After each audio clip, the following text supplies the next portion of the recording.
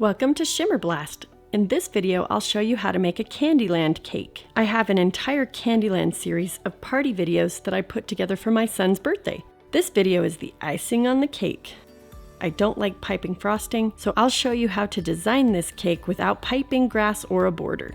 Make a 10 by 15 sponge. I put wax paper on the bottom so it would come out of the pan easily.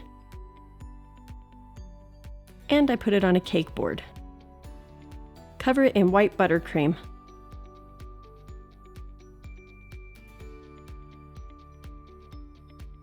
Draw 4 rows with a toothpick.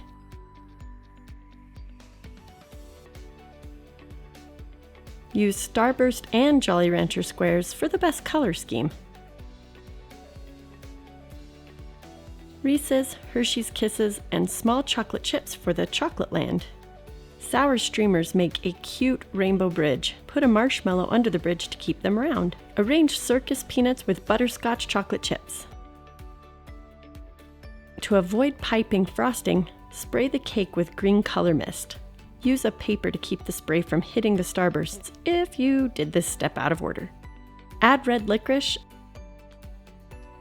Add peppermints. Add green sugar sprinkles. Add blue sugar sprinkles. Okay, the truth is, I did pipe stabilized whipped cream onto the ice cream cones, but it's still not my favorite.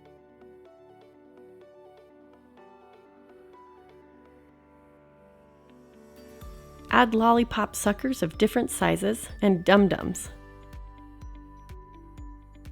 Add gumdrops. Arrange colorful marshmallows. Add peppermints and licorice around the perimeter and the cake is done. I made this cake 2 weeks before the party. It saved a lot of time. I took the suckers and cones off and froze them separate. I put layers of plastic wrap and froze it until the night before. This is not a budget cake, but it is a fun cake to make. Like and subscribe for more party ideas.